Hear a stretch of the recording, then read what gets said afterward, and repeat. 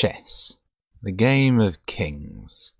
The classic test of wits, strategy and prediction used to separate the high IQ Rick and Morty viewers from the rest of the cretins occupying this ball of rock. It is quite possibly the most iconic and widely revered game to ever exist, a feat made all the more impressive by how it has gone hundreds of years without a single balance update. Its staying power is truly remarkable, with it almost being the oldest game in recorded history, coming second only to the original Tutankhamun print run of Yu-Gi-Oh! Clearly then, the true measure of one's worth is one's ability to win at chess. However, for many, a problem will now appear. How should one prove the bigness of one's brain when one is absolutely atrocious at the game? Worry not, for I have a solution. First things first, we shall be playing online. The way we play is sure to mean that no one would ever want to play against us repeatedly in real life, so we're going to be going online, where our opponents have no choice but to suffer. I've been using chess.com since it was the first result on Google, but this strategy is applicable to any online chess-playing website. Now we shall play, but which mode will offer the best chances for someone as bad at chess as you or I? Allow me to explain. What is the goal of chess? To enjoy oneself? Don't be silly. Play tiddlywinks if you want fun. To work at and improve your logical thinking skills and knowledge of the game? Ridiculous. To checkmate your opponent? Not quite. The true aim of chess is to win more than you lose. There are 3 possible ways to achieve this. Firstly, being good at checkmating your opponent. That one's hard, I don't like it. Secondly, forcing stalemate whenever you're about to lose. This, again, is really hard and quite often impossible, so that's a no-go. So what's left? Time. If your opponent's turn timer runs out before yours, and you have pieces which could theoretically achieve checkmate, then you win. This can be a king and any 2 pieces, or any one of the following pieces: rook, queen, or a pawn, due to pawns being able to be promoted. A single bishop or horsey, or a king by itself, is insufficient, and will result in stalemate when their timer runs out, which is still better than a loss. This is where the mode we're playing comes in. Bullet. For those unaware, bullet chess gives each player only 1 minute on the clock. This is not a very long time. All we have to do is survive for 1 minute of our opponent's time, and we win. We don't even need to think about bothering to checkmate them. All we have to do now is work out a bunch of bullshit ways to waste their time while avoiding getting checkmated. And, perfect for us, there is a brilliant way to waste people's time. Simply play like you have no idea what you're doing. The average tryhard will learn openings or train to recognize patterns. If we simply play like Jeremy Clarkson over here, putting no time or thought into any of our moves, victory is assured.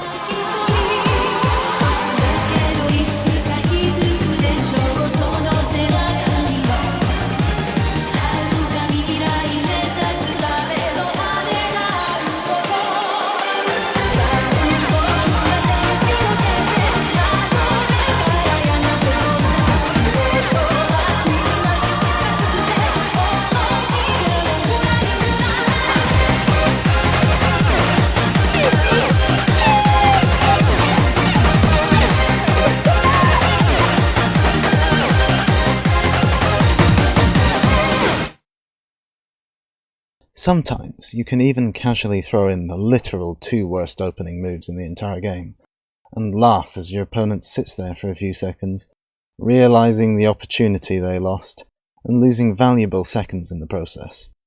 This brings us to an important concept. Advantage versus time. Being honest, there's only so far one can get blindly moving pieces around in an attempt to confuse your opponent. Yes, diving your queen into some strange position may cause your opponent to spend a couple of seconds thinking before they take it. But is that really worth it? Let's find out. In chess, each piece is assigned a point value. This is meant as a rough estimation of its value. Pawns are worth 1, horses and nonces are worth 3 apiece, rooks 5, and queens 9. This means that there are a total of 39 points worth of pieces per player. With 60 seconds in a game, this means that, roughly speaking, a sacrifice should eat up around 1.5 seconds per point. This means that, unless your wacky suicidal queen placement is going to waste 13.5 seconds of their time, it's probably not a good idea to go about sacrificing your queen. This value proposition changes as the game goes on, however. If 20 seconds on your opponent's clock have already ticked by without any of your pieces biting the dust, you'll be getting to the point where the conversion rate is about 1 second per point. This is getting to the point where moving a pawn forwards to threaten a power piece is usually going to be worth it, so long as it doesn't sabotage your board state. In the final seconds of the game, anything goes. A queen is worth less than half a second, so who cares?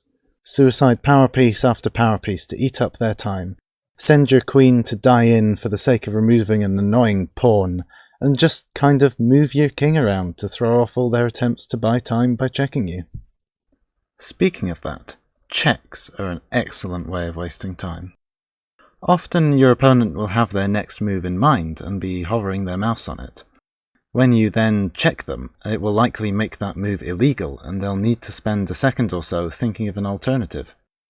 The less obvious the check, the more likely it is to be effective. People are pretty well prepared for you to be moving your queen out the gates to get a cheap check early on, but doing some strange suicidal knight move? That's likely to catch them off guard. The final, and perhaps most powerful weapon in our time-saving arsenal, is the pre-move. Not only does the pre-move allow us to reduce the time taken to carry out our next move to a measly 0.1 seconds when hopping the king around in the last few seconds of a game, but it can be a useful tool in a variety of other situations. During the opening stages, one can queue up the first few moves, though you need to be careful of a few traps here. Make sure whatever you're doing isn't going to lose you the game before you even finish pre-moving. The primary use of the pre-move during the mid-game, though, is for situations where the pre-move will be cancelled if it's a bad move. By this, I mean it should be used for takebacks and pawn takes. If it's likely that an opponent will move a pawn or other piece somewhere that a pawn can take it, then you can make a pre-move where the pawn takes the square you expect said piece to move to. If they do not move there, the pre-move will then be illegal, since the pawn would be going diagonally, and it will be cancelled, meaning no problems arising from pre-moving when the opponent does something unexpected. The same principle is true for takebacks. Moving one of your pieces onto a square where you already have a piece is obviously illegal, so you're not going to accidentally stab yourself in the face if they move strangely. Now, I feel like when one changes the win condition of a game, one should perhaps reconsider some of their preconceptions with regard to the accepted chess dogma. By changing the win condition of chess from checkmate to time, the value of pieces can become warped, as can the value of positions. When it comes to pieces, I like to categorize the power pieces as either offensive or defensive. What do I mean by this? Essentially, offensive pieces are those which are good at easily helping obtain checkmate, whereas defensive pieces are those which are not. This division is exaggerated by the number of mistakes and blunders players will make under extreme time pressure. Let's put it this way. If you're going for a time victory, what would you prefer your opponent to have? 2 bishops and 2 knights, worth 12 points, or 2 rooks? I would be choosing 2 bishops and 2 knights for them every time. Yes, given time, 2 knights and 2 bishops are perfectly capable of forcing you into a checkmate, but the setup for that kind of checkmate will take a lot more thinking and effort than simply boxing you in with rooks, and hence a lot more time, making it easier for you to win. As you might expect, the opposite is true for your own pieces. In the late game, knights are amazing tools for constantly annoying your opponent's power pieces and their king, without any fear of retaliation. They also are fantastic when your opponent slips up and lets you fork something good. So how should all this inform your playstyle? The main thing, I feel, is this. Always go for queen or rook swaps if you are ahead on time, as you should be.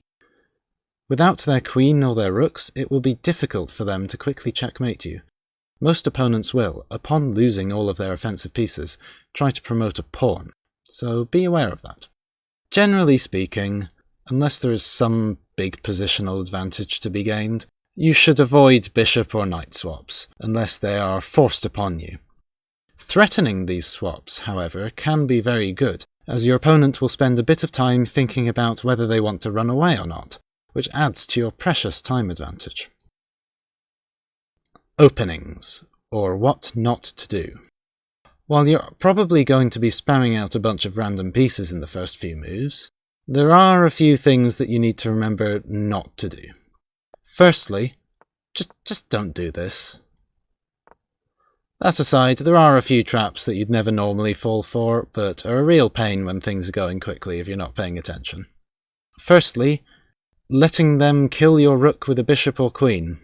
I'm all for just moving pawns forward at random, but be careful of those little rascals that open up the diagonals. Knight forks. Knights can be a real pain, so try to keep an eye on them, especially if your king's in the area. If they've got a knight hanging around and you've got important pieces on the same coloured square as your king, watch out. Scholar's Mate. The classic. Always remember to keep an eye on that king pawn if they bring the queen out. And finally, just suiciding your queen. This one's pretty self-explanatory. Don't do it.